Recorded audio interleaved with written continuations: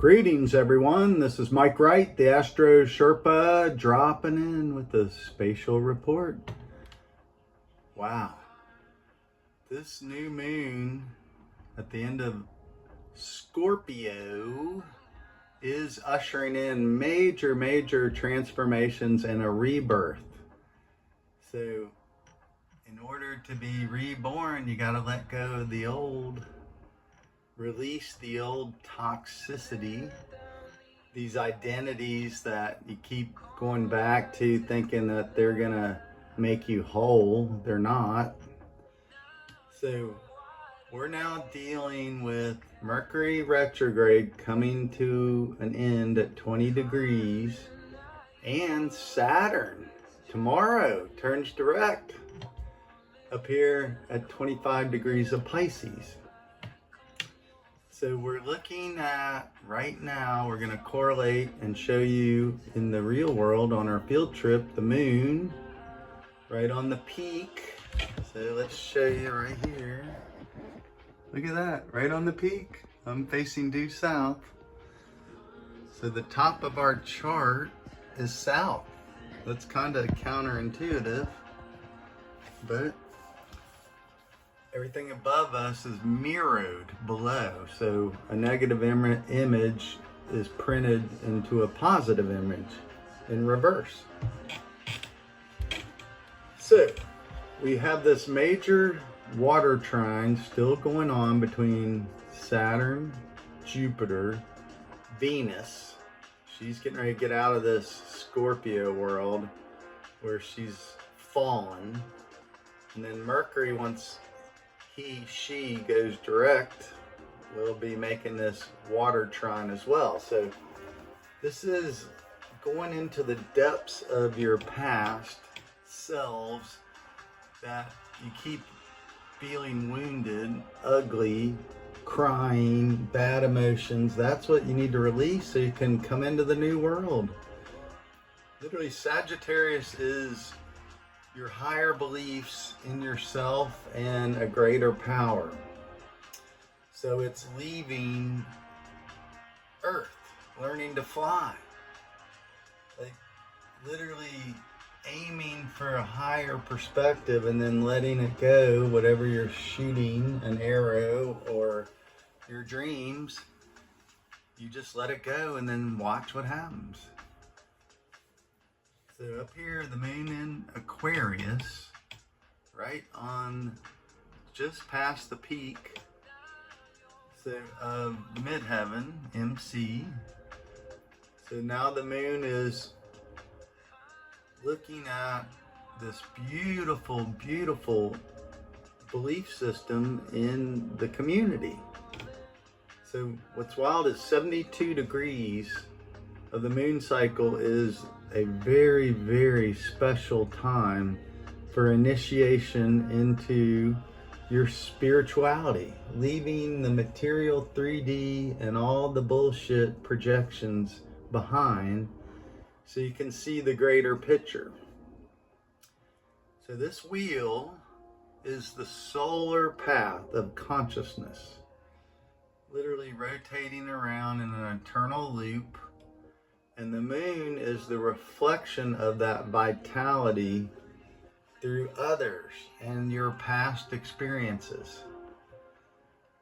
So when we can tap into these past experiences and not have ego wounds or identity wounds, I'm black, I'm white, I'm male, I'm female, I'm this, I'm that, I drive a, VW bus, whatever. Those are just simple identities that come and go, like the moon's reflection. Your true self is illuminated by the solar power. And then when you marry the lunar reflection, now you're whole. So this spiritual time is simply amazing. We made it through some crazy tough experiences in humanity. So we're getting ready to be thankful. The pilgrims that came to the West for spiritual reasons, religious reasons, seeking their fortune, whatever it was, they were escaping the old world constructs. So we, you, me, I, they, me, we, whatever, any identity you choose, this is a time for you to work with a greater whole, the community. So these dark forces want to boycott, they want to strike against forward progress. And their very name is progressive, which is literally the opposite of their intentions. To progress means illumination out of the past. So we're all here when we bind together, unity. That's literally light that is whole. It's not reflected into the 7 different color ranges, which trigger red, your lowest chakra, up to the ultraviolet light, which is your higher dimensional self. So Aquarius is this higher frequency, higher vibration. Pluto's looking at, these old Leo identity personalities and literally sifting through those who can't make it into their own unique selves. If you're still tied to old networks, old identities that are crumbling, you're done. You're going to be sifted out, crashed out. So, really, really beautiful time to tap into your emotional power. So, let's go see this amazing sunset. Look at that. And that's right there. The sun is below 12 degrees. That's the western horizon. Mars is just above that. So the sun is descending. Because like that in the underworld, tomorrow morning will rise in the east. But right now we have the moon reflecting this beautiful light. So let's go out here and see this gorgeous moon. 72 degrees. So that is an ancient magical number, 72. Let's see, 6 times 12, right?